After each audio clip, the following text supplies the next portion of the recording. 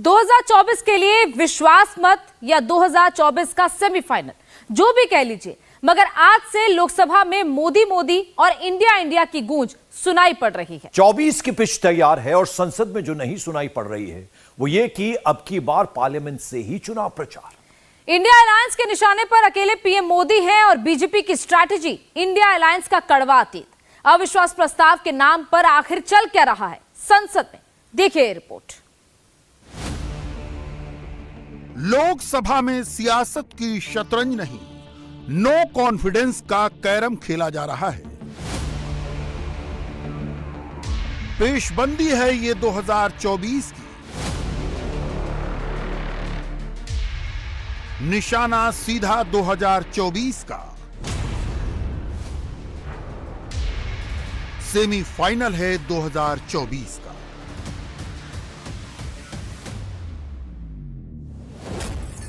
प्रधानमंत्री मोदी को इस अविश्वास प्रस्ताव का मकसद बखूबी पता है, लिहाजा उन्होंने बीजेपी संसदीय दल की बैठक में ही विपक्ष के मंसूबों का पर्दाफाश कर दिया। प्रधानमंत्री ने पार्टी के सांसदों को दिल्ली सेवा बिल की कामयाबी पर बधाई देते हुए कहा, कुछ लोग कह रहे थे कि 2024 से पहले राज्यसभा में वोटिंग सेमीफाइनल है। उन पार्टी सांसदों का शुक्रिया जिन्होंने ये सेमीफाइनल जीत लिया। विपक्ष आशंकाओं से भरा हुआ है, विश्वास के संकट से जूझ रहा है, लिहाजा कॉन्फिडेंस दिखाने के लिए वो नो कॉन्फिडेंस मोशन लेकर आया है। पीएम मोदी का ये अटैक इंडिया अलायंस के नो कॉन्फिडेंस मोशन पर था, मगर ये बयान पीएम का अपनी स्टाइल ऑफ फंक्शनिंग में कॉन्फिडेंस दिखाता है। मोदी की कामयाबी का राज यही है, जहां विपक्ष की अटैकिंग स्ट्रेटजी का अंत होता है, मोदी वहां से अपनी स्ट्रेटजी पर काम शुरू करते हैं। अविश्वास प्रस्ताव पर बहस के दौरान लोकसभा एक ऐसी चौसर बनने जा रही है जिस पर 24 के चुनाव की सारी बिसात बिछ जाएगी। इसे यूं भी समझिए, आमने सामने हैं बीजेपी और कांग्रेस। सांसदों की संख्या के मुताबिक 301 सांसदों वाली बीजेपी को मिलेंगे तकरीबन 7 घंटे, तो 51 सांसदों वाली कांग्रेस को मिलेंगे तकरीबन सवा घंटे। अन्य दलों के 187 सांसद, जिनमें एनडीए और इंडिया दोनों के समर्थक हैं, उनके पास है पौने 8 घंटे। विपक्ष के सारे सवालों का जवाब देंगे प्रधानमंत्री और उनका समय इस 16 घंटे से अलग होगा। माना जा सकता है कि वो 45 मिनट से 1 घंटे का वक्त ले सकते हैं। बहरहाल लोकसभा में 24 की चौपड़ किस तरह खेली जा रही है, इसका नजारा अविश्वास प्रस्ताव पर बहस शुरू होते ही हो गया। स्पीकर को जो नोटिफिकेशन दिया गया उसमें बहस को इनिशिएट करने की जिम्मेदारी राहुल गांधी को दी गई थी। राहुल गांधी 138 दिन बाद संसद में लौटे थे। उन्हें ग्रैंड एंट्री दिए जाने की चर्चा जोरों पर थी, मगर अंत समय में राहुल गांधी की जगह गौरव गोगोई बोलने आ गए। राहुल की मौजूदगी के बावजूद आखिरी के 5 मिनट में राहुल का बोलना टला तो संसदीय कार्य मंत्री ने चुटकी ली, हम तो राहुल जी को सुनने वाले थे, अब क्या हुआ? सर, सुबह जहां तक मैं जानता हूं, सुबह आपके ऑफिस में एक चिट्ठी आया था, सेक्रेटरी जनरल के ऑफिस में, श्री राहुल गांधी जी गौरव गोगोई स्थान पर बोल रहे हैं। क्या हुआ सर? हम तो राहुल गांधी जी के भाषण सुनने के लिए हम उत्सुक है सर, हम उत्सुक है राहुल गांधी का। राहुल क्या हो गया ऐसे? क्या एकदम सुबह सर 11:55 इनका चिट्ठी आया है सर, अभी 12 बजे चेंज हो गया। क्या हो गया? थोड़ा हमको भी समझ में आए सर, यही हमारा request. Let me understand what has happened sir.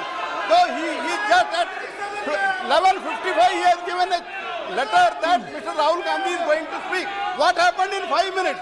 What is the problem, sir? We are very much enthusiastic to listen Mr. Rahul Gandhi, sir. इस पर गौरव ने जो जवाब दिया उससे संसद का माहौल अचानक गर्मा गया। गृह मंत्री अमित शाह आक्रोशित हो गए। क्या हो रहा है? क्या दरखास्त दी गई है? आप खुद ही, आप इस सदन के रक्षक हैं। आपके दफ्तर के अंदर क्या बातचीत हुई है? क्या हम बताएं कि प्रधानमंत्री मोदी जी ने आपके दफ्तर के अंदर क्या क्या बातें की हैं? हम नहीं कहते हैं।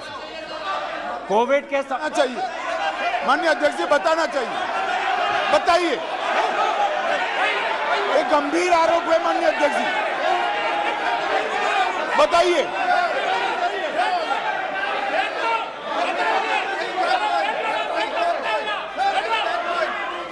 सर, प्रधानमंत्री जी का देंगे आप, प्रधानमंत्री जी का नाम लेते हुए और चेयर का नाम लेते हुए ऐसा अनाप शनाप आरोप नहीं लगा सकते। वो उनको बताना चाहिए। दफ्तर में जो बात हम आपके विश्वास में रखते हैं और आप जो बात हमें कहते हैं उसकी भी विश्वसनीयता हम बचा के रखते हैं। एक मिनट आप सब एक मिनट बैठिए। बहरहाल एक बात अविश्वास प्रस्ताव की प्रस्तावना के साथ ही साफ हो गई। विपक्ष, खास तौर पर कांग्रेस के लिए बहस मोदी से शुरू होकर मोदी पर खत्म होती है। राहुल गांधी का वजन बढ़ाने के लिए ही उनका भाषण टाला गया। सूत्रों के मुताबिक जो बात कांग्रेस सांसदों को कन्वे की गई, उसके मुताबिक राहुल तभी बोलेंगे जब पीएम सदन में होंगे। यानी राहुल का भाषण आखिरी दिन 10 अगस्त को ही होगा। राहुल 9 अगस्त को राजस्थान में पार्टी की रैली में होंगे। आइए अब बीजेपी की बात कर लेते हैं, जिसके सीधे निशाने पर इंडिया अलायंस है। बीजेपी के इंडिया में शामिल घटक दलों को अतीत याद दिलाकर बिखेर देने की फिराक में है बीजेपी।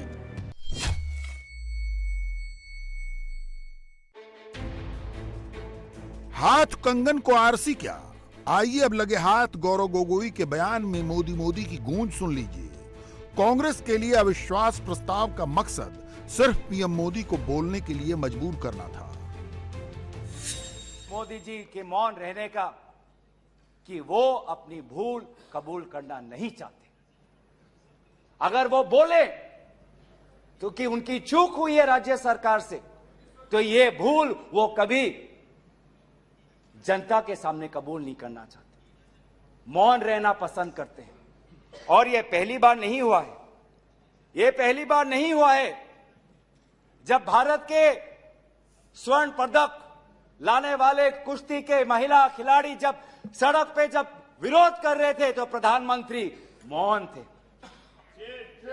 जब 750 किसान आंदोलन पे उनकी जीवन गई, बलिदान दिया, शहीद हुए तो प्रधानमंत्री मौन थे।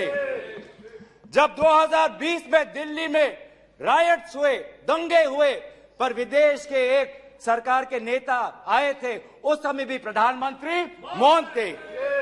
जब अडानी पर इसी सदन में राहुल गांधी जी ने प्रधानमंत्री मोदी जी से सवाल किया कि कितने बार अडानी जी एक विशेष कंपनी को प्रधानमंत्री के साथ जाने पर उनको सुविधा हुआ तो प्रधानमंत्री मोदी जी मौन थे।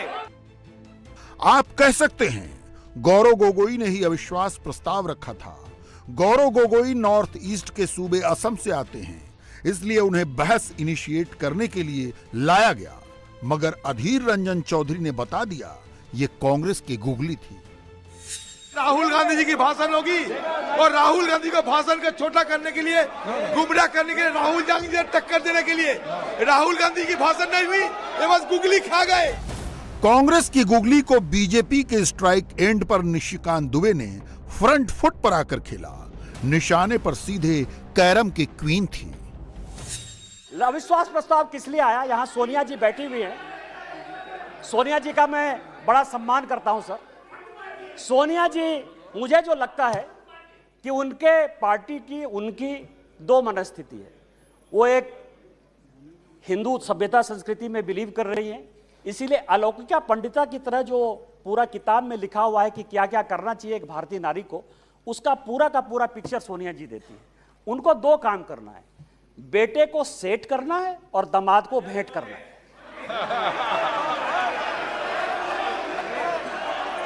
अब आप समझिए सर, मैंने दोनों बातें कही कि बेटे को सेट करना है और दामाद को भेंट करना है। मैं अपने बात पर कायम हूं सर। 1 लाख रुपया देके कोई 5,000 करोड़ की कंपनी ले सकता है, ये मैडम सोनिया जी और राहुल जी बता सकते हैं सर, कोई दूसरा नहीं बता सकता। और ये कह रहे हैं ये कह रहे हैं कि केवल हमारे ऊपर ये चीजें होती है। और तो और निशिकांत दुबे ने इंडिया अलायंस के खानदानी झगड़े को हवा दी। पार्टियों के पुश्तैनी जख्म कुरेदे जो दरअसल बीजेपी की ओरिजिनल रणनीति है।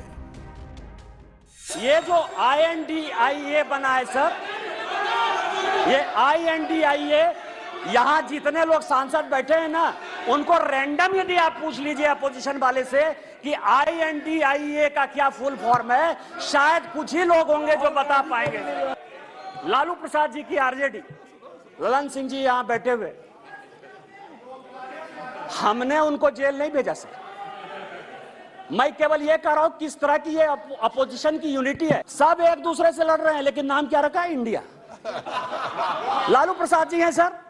लालू प्रसाद जी को ललन जी ज्यादा बताएंगे बोलते हुए, यदि इस हाउस में सही सही बोलेंगे तो, यदि सच बोलें तो आज जो लालू प्रसाद जी के बेटे को जो है उन्होंने, जिसने उप मुख्यमंत्री बनाया है, वही उसके जो है विरोध में खड़े थे सर। लेकिन मुलायम सिंह यादव की इमेज को किसने चौपट किया? 2008 में इसी सदन में मुलायम सिंह यादव जी ने आपको CBI के डर से न्यूक्लियर में सपोर्ट किया कि उन्होंने अपनी आइडियोलॉजी के तहत किया, ये आप बता दीजिए जनता को। और उसके बाद आपने इनकम टैक्स का केस कर दिया। 80 में मैं केवल अपोजिशन यूनिटी की बात कर रहा हूं सर। 80 में शरद पवार साहब की चुनी हुई सरकार को किसने बर्खास्त किया? हमने नहीं किया, इस कांग्रेस पार्टी ने किया। फारूक अब्दुल्ला साहब बड़े सीनियर हैं यहां। 1953 में, याद करिएगा सर, 1953 में शेख अब्दुल्ला साहब को जेल में इसी कांग्रेस पार्टी ने बंद किया। 1975 तक 22 साल वो आदमी जेल में रहा इस कांग्रेस पार्टी के कारण।